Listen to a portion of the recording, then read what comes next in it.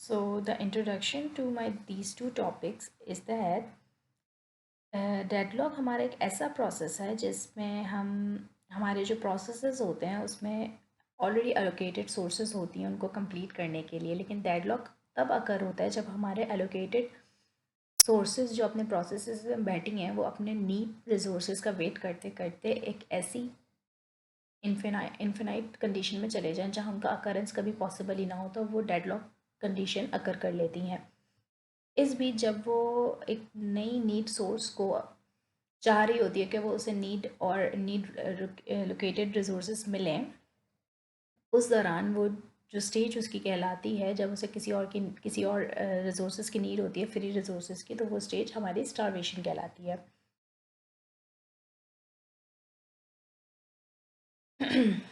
सो अगर हम डेडलॉक को मज़ीद एक्सप्लेन करें तो उसमें यह है कि इसमें यह हमारे सिस्टम को, हमारे प्रोसेस को या तो परमानेंट ब्लॉक कर देता है, यानी कोई एग्जीक्यूट ही नहीं होता, जिसकी वजह से हमारे पास कोई एफिशिएंट रिजोल्यूशन भी नहीं आता, और जो हमारे दूसरे प्रोसेसेस होते हैं इसकी वजह से उनमें भी कॉन्फ्लिक्ट्स पॉसिबल होता है। डेडलॉक को अगर हम इलस्ट्रेटेड वे में समझना चाहें तो हम कुछ इस तरीके से समझ सकते हैं, इस पिक्चर के थ्रू, इस पिक्टोरियल व्यू के थ्रू। हमारे पास यहाँ पे 4 पाथ्स हैं और 4 ही कार्स हैं। अगर इफ़ हमारी चारों cars at the same time एक दूसरे को क्रॉस करेंगी, यानी अपने आगे का जर्नी कंटिन्यू करेंगी एक ही टाइम में, तो वो चारों हमारी जो कार्स हैं वो इधर ब्लॉक हो जाएंगी, यानी चारों में से किसी एक को भी अपनी डेस्टिनेशन पे पहुंचने का मौका नहीं मिलेगा, और इसी कंडीशन को हम अपनी डेडलॉक कंडीशन कहते हैं। और डेडलॉक प्रिवेंशन को अगर मैं यहाँ पे एक्सप्लेन करना चाहूँ तो वो ये है कि यहाँ पे किसी न किसी एक प्रोसेस को या almost more than one process को एक दूसरे को होल्ड करना पड़ेगा, वेट करना पड़ेगा, ताकि हमारे जो दूसरे प्रोसेस हैं वो कंप्लीट हों और उनके एलोकेटेड रिसोर्सेज उन्हें मिलें और फिर वो कंप्लीट हों। लाइक इफ़ यहाँ पे कार 3 होल्ड करती है तो 2 को अपनी डेस्टिनेशन पे रीच करने के लिए हेल्प मिलेगी, और इफ़ 2 अपनी जर्नी कंप्लीट करेगी तो 1 कंप्लीट करेगी, देन 4 एंड देन 3। यहाँ पे हमारे पास एक टर्म यूज़ होती है जो है रीयूसेबल रिसोर्सेज। तो जो मैं आपको बार बार एक्सप्लेन कर रही हूँ कि हमारे पास फ्री एलोकेटेड सोर्सेज होती हैं जो हमारी नीड सोर्सेज होती हैं, अगर हम अपनी वो फ्री सोर्सेज को किसी भी प्रोसेस के नीड सोर्सेज में ऐड कर दें और अब अगर वो कंप्लीट हो जाता है तो वो हमें अपनी टोटल रिसोर्सेज दे देता है कंप्लीट होने के बाद। फॉर सपोज अगर एक सिस्टम के पास, प्रोसेस के पास 4 रिसोर्सेज है कंप्लीट होने के लिए, लेकिन उसे अभी भी 2 ही नीड और है, यानी वो टोटल 6 रिसोर्सेज गेट करके फिर अपने आप को कंप्लीट करेगा, तो हमारे पास अगर 2 फ्री रिसोर्सेज हैं तो हम उसे वो फ्री रिसोर्सेज दे देंगे, और जैसे ही वो अपना कंप्लीट कर लेगा प्रोसेस तो हमें जो रिटर्न करेगा वो टोटल 6 रिसोर्सेज होंगी। लाइक वो हमारी लोन ली हुई भी रिसोर्स वापस देगा और अपनी अ, रखी हुई रिसोर्सेज भी हमें वापस कर देगा। तो जो ये रीयूजेबल रिसोर्सेज का टर्म है वो यही है कि हम जो उन रिसोर्सेज जो हमें कलेक्ट हो जाती है हम उनको वापस से किसी और प्रोसेस को एलोकेट करके उस प्रोसेस को कंप्लीट करा देते हैं। नेक्स्ट हमारे पास यहाँ पे एग्जांपल्स दी हुई हैं जो कि हमारे पास आईओ चैनल्स हो जाते हैं, मेन और सेकेंडरी मेमोरी हो सकती हैं, डिवाइसेस हो सकती हैं, डेटा स्ट्रक्चर्स हो सकते हैं like files, database and semaphores. Deadlock जो होता है इन ईच प्रोसेस में अपने आप को होल्ड करता है ताकि जो रिसोर्सेज हैं वो उन प्रोसेस तक पहुंच जाएं जिनको वो रिसोर्सेज पहुंच के कंप्लीट कर सकती हैं। इफ़ हम अपनी वो रिसोर्सेज ऐसे प्रोसेसेस को दे देंगे जहाँ पे उनको हमारी फ्री रिसोर्सेज मिलने के बाद भी कंप्लीटेशन पॉसिबल नहीं हो, तो ये स्टेट हमारी डेडलॉक की ही तरफ लेके जाएगी हमें। फिर हमारे पास आ रही हैं कंज्यूमेबल रिसोर्सेज। कंज्यूमेबल रिसोर्सेज वो हैं जो हमारे सिस्टम के लिए क्रिएट करते हैं हम और उन्हें डिस्ट्रॉयड कर देते हैं, like interrupt signals, messages and information in input output buffers. Deadlock हमारे यहाँ पर रिसीव मैसेज में हो सकता है जो हमारे मैसेज को वो ब्लॉक भी कर सकता है, लेकिन ये बहुत रेयर कॉम्बिनेशन है जहाँ पे ये चीज़ अकरेंस हो सकती है। अपना अब हमारे पास जो टॉपिक है वो है रिसोर्स एलोकेशन ग्राफ्स का। रिसोर्स एलोकेशन ग्राफ जो हैं वो जो हमारे पास नीचे ये ग्राफ बना हुआ है ये इन पर है। फॉर एग्ज़ाम्पल यहाँ पे जो थ्योरी लिखी हुई है अगर हम इसको पढ़ें तो हमारे पास जो रिसोर्स एलोकेटेड है यहाँ पे ये हमारा प्रोसेस है। अब इसको कुछ रिसोर्सेज की नीड है तो वो हमारे पास रिसोर्स एलोकेटेड जो हमारे पास सेक्शन है जहाँ पे फ्री रिसोर्सेज हैं वहाँ पे रिक्वेस्ट करता है। जब वो रिक्वेस्ट करता है तो एरो हेड हमारा रिक्वेस्ट प्रोसेस टू रिक्वेस्ट की तरफ जो हमारी रिसोर्सेज होती हैं उनकी तरफ जा रहा होता है। और जब वो रिक्वेस्ट उसकी एक्सेप्ट हो जाती है यानी हम अपनी फ्री रिसोर्सेज उस प्रोसेस को लोन में दे देते हैं ताकि वो अपने आप को कंप्लीट कर ले, तब वो ही एरो हमारा जो होता है रिवर्स हो जाता है और वो फ्री रिसोर्सेज से हमारा प्रोसेस की तरफ एरो जाने लग जाता है।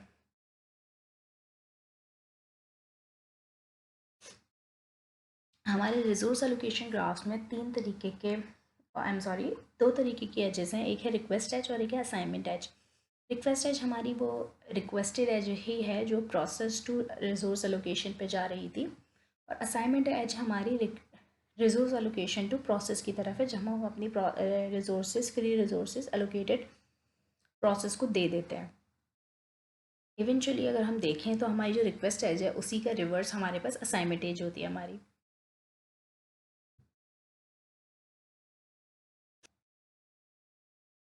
अगर अब हम अपनी कंडीशंस फॉर डेडलॉक को देखें तो हमारे पास 4 कंडीशंस आती हैं जिसमें हमारा डेडलॉक अकर हो सकता है, जिसमें मतलब वो कंडीशन हमारे पास होना ज़रूरी है तभी हमारा डेडलॉक पॉसिबल हो सकता है, जिनमें 3 रिसोर्सेज पर डेडलॉक की पॉसिबिलिटी है और डेडलॉक पॉसिबल इन चारों के होने के बाद हो जाएगा। अब वो हमारे पास जो पॉसिबिलिटीज़ कंडीशंस हैं डेडलॉक की वो है म्यूचुअल एक्सक्लूजन। म्यूचुअल एक्सक्लूजन में क्या होता है, जहाँ पे हमारा एक प्रोसेस एट अ टाइम चलता है, रन होता है और उसकी जो रिसोर्सेज होती हैं वो यूज़ एट अ टाइम ही हो रही होती हैं। और जो हमारे पास होल्ड एंड वेट की कंडीशंस आती है उसमें ये होता है कि हमारा प्रोसेसेस होल्ड करते हैं और अपनी फ्री रिसोर्सेज का वेट करते हैं कि वो उन्हें मिले। थर्ड पे हमारे पास नो प्रीएम्पटेशन है एंड फोर्थ पे हमारे पास सर्कुलर वेट है। No preemption is basically mean to stop, right.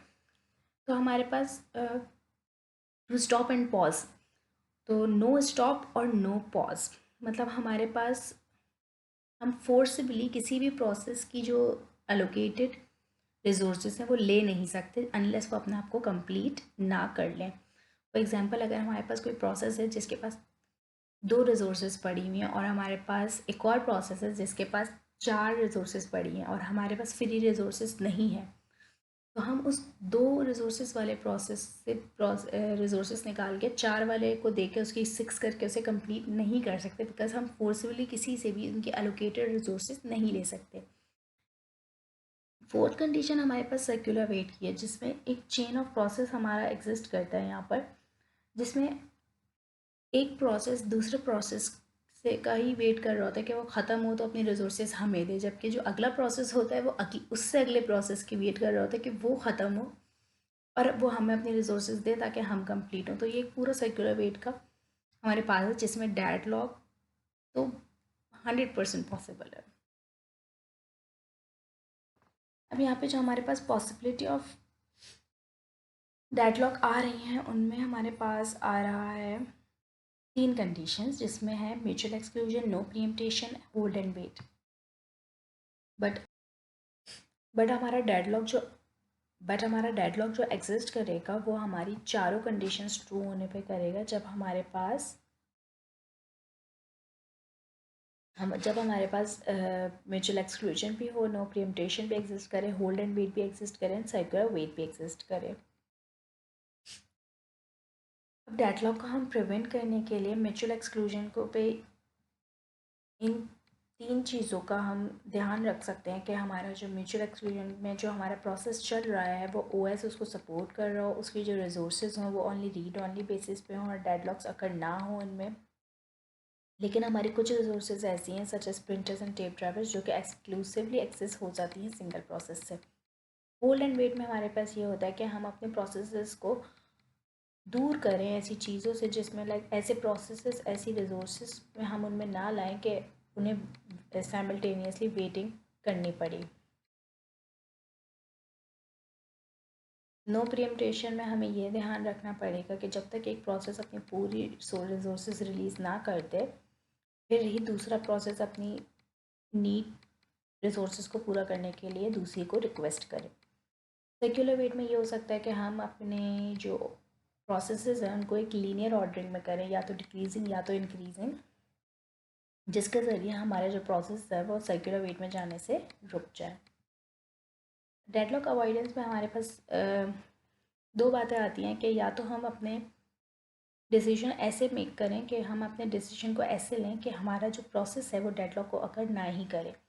इसके लिए हमें फ्यूचर नॉलेज की ज़रूरत होती है, फ्यूचर प्रोसेस रिक्वेस्ट की नॉलेज की ज़रूरत होती है, बिकॉज हमें अपने फ्यूचर प्रोसेस पता होंगे तभी हम उनको कैलकुलेट करके ऐसे प्रोसेस को ऐसे टाइम पे रन कराएंगे कि दूसरे प्रोसेस को ज़्यादा होल्ड एंड वेट पे ना जाना पड़े और हम अपनी फ्री एलोकेटेड रिसोर्सेज भी सही प्रोसेस को दें ताकि वो डेडलॉक की कंडीशन में ना जाए। इसके लिए हमारे पास दो अप्रोचेज़ हैं कि हम ऐसी प्रोसेसेस की रिक्वेस्ट एक्सेप्ट ही ना करें जिनका रिजल्ट डेडलॉक हो, या तो हम ऐसी प्रोसेसेस को अपनी फ्री रिसोर्सेज ना दें जिसका रिजल्ट डेडलॉक पे अकर कर जाए।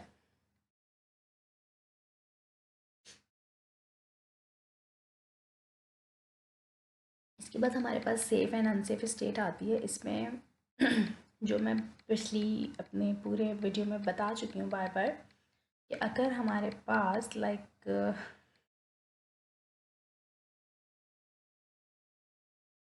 टोटल यहाँ पे हमारे पास 9 टेप ड्राइवर्स हैं जिसमें हमारे पास 3 प्रोसेसेस हैं ए बी एंड सी। यहाँ पे हमारे पास जो ए बी एंड सी हैं इनके पास जो करंटली रिसोर्सेज पड़ी हैं वो हैं ए के पास 0, बी के पास 3 और सी के पास 4। और जिनको नीड है यानी प्रोसेस ए को कंप्लीट होने के लिए एटलीस्ट 3 रिसोर्सेज चाहिए, प्रोसेस बी को कंप्लीट होने के लिए एटलीस्ट 5 चाहिए और इसके पास ऑलरेडी 3 मौजूद हैं यानी 2 की नीड है। प्रोसेस ए को टोटल 3 की नीड है एंड प्रोसेस सी को भी 3 रिसोर्सेज की नीड है। अब हमारे पास टोटली 9 है जिनमें से हमने 7 ऑलरेडी अपने प्रोसेसेस को दी हुई हैं। अब इसमें क्या होगा कि हमारे पास ओनली 2 टेप ड्राइवर्स फ्री हैं बिकॉज 7 हमने एलोकेट की हुई हैं, 9 माइनस 7 इज़ 2। अब हम अपनी इन 2 रिसोर्सेज को ऐसी किन रिसोर्सेज को देंगे कि वो प्रोसेस कंप्लीट करके हमें अपनी टोटल रिसोर्सेज देते हैं। ऑब्वियसली हम अपनी जो कम नीड है उनको देखेंगे। प्रोसेस बी को अगर हम यहाँ पे देखें तो हमारे पास प्रोसेस बी के पास ओनली 2 की नीड है, तो हम अपने प्रोसेस बी को अपनी 2 फ्री एलोकेटेड रिसोर्सेज दे देंगे जिसकी वजह से प्रोसेस बी अपने आप को कंप्लीट कर लेगा। उसके बाद हमारे पास जो टोटल रिसोर्सेज हो जाएंगी वो हो जाएंगी 5। अब हम अपनी इन 5 रिसोर्सेज से हमारी मर्ज़ी हो जाएगी कि अब हम या तो प्रोसेस ए एग्जीक्यूट करा दें या प्रोसेस सी एग्जीक्यूट करा दें, बिकॉज बोथ दोनों को ही 3 की ही नीड है, 3 रिसोर्सेज की नीड है। तो हमारी मर्ज़ी है कि हम किसको प्रायोरिटी दें। We can either start process A और प्रोसेस सी।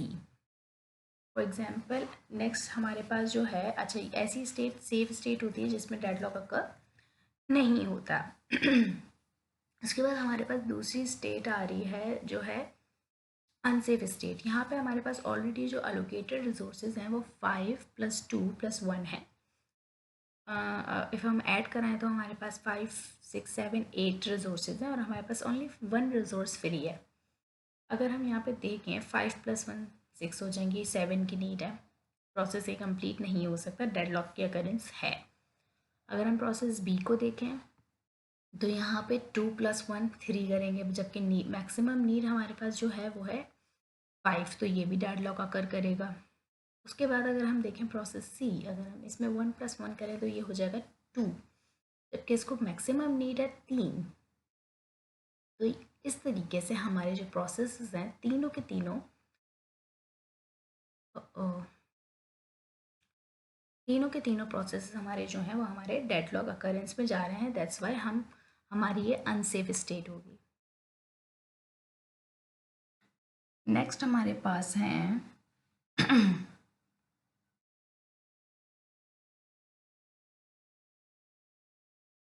Bankers algorithm. अब हमारे पास जो बैंकर एल्गोरिथम है वो हमें क्या क्या चीज़ें अलाउ करता है, वो है mutual exclusion, wait and hold and no preemption. But जो हम बैंकर्स एल्गोरिथम की वजह से हम जिस चीज़ से बच सकते हैं वो है सर्कुलर वेट। इसमें हमारे पास ये है कि सिस्टम तभी रिक्वेस्ट ग्रांट करेगा जबकि रिक्वेस्ट का रिजल्ट जो होगा वो सेफ स्टेट में ही होगा। इसकी स्ट्रेटजीज हमारे पास ये होती हैं कि हम अपने तमाम ऐसे प्रोसेसेस जो डेडलॉक में जाएंगे उनको हम अबॉर्ट कर देते हैं, यानी उन्हें हम कैंसिल कर देते हैं और नेक्स्ट प्रोसेस पे पहुंच जाते हैं। कैंसिल से मुराद ये है कि हम उन्हें होल्ड एंड वेट पे ही छोड़ देते हैं जब तक हम आगे की नहीं देख लेते कि हमारे पास कितनी रिसोर्सेज एलोकेट बच रही हैं। फिर हम अपनी हर डेडलॉक का बैकअप रखते हैं ताकि जब हमारे पास एक चेक पॉइंट आए, हमारा कोई प्रोसेस कंप्लीट हो, तो हम अपने इस डेडलॉक अकरेंस वाले प्रोसेस को वापस से रिपीट कराएं और उसको रीस्टार्ट करके अगर फिर हमारे पास एलोकेटेड सोर्सेज पूरी हो रही हैं तो हम उसे उसकी सोर्सेज देकर उस प्रोसेस को कंप्लीट करा दें। उसके बाद अगर हमारे पास डेडलॉक डिटेक्ट हो जाता है तो हमें फिर ये होता है कि हम एक के बाद एक अबॉर्ट करते जाएं डेडलॉक प्रोसेस को जब तक हमारे पास डेडलॉक प्रोसेस अकर ही ना करे, मतलब एग्जिस्ट ही ना करे। अब यहाँ पे हमारा सेकंड पॉइंट है कि हम एक के बाद एक पॉज करें अपनी रिसोर्सेज को जब तक डेडलॉक एग्जिस्ट ना करे। इसके बाद हमारे पास एक डाइनिंग फिलोसफर प्रॉब्लम है जिसमें हमारे पास 5 फिलोसफर्स हैं और 5 फॉर्क्स हैं और बीच में हमारे पास बॉल ऑफ राइस रखा हुआ है।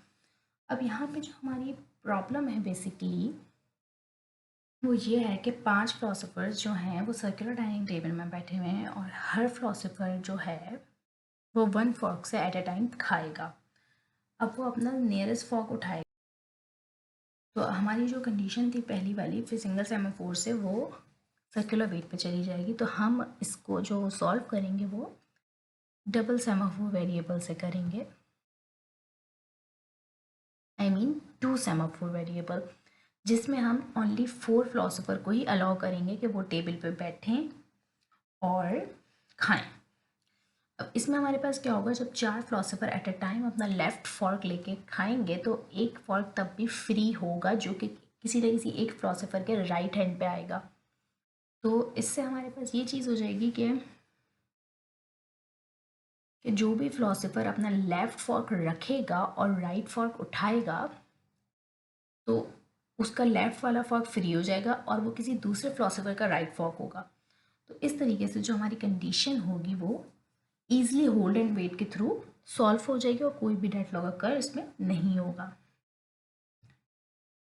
इसी तरीके से हम इस फिलोसोफर डाइनिंग प्रॉब्लम को मॉनिटर्स के थ्रू भी सॉल्व कर सकते हैं। मॉनिटर्स में हमारे ये होता है कि हम अपने 2 प्रोसीजर्स को इनिशलाइज कर देते हैं, गेट एंड रिलीज़। जब तक हम अपनी गेट की कमांड नहीं लेंगे तब तक वो फॉर्क उठाएगा नहीं, जब तक हम रिलीज़ की कमांड नहीं देंगे तब तक वो अपना फॉर्क रखेगा नहीं।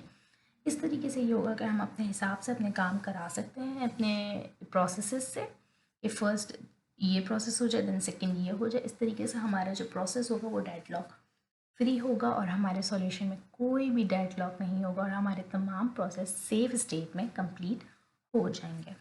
Thank you so much. So this topic was presented by these 3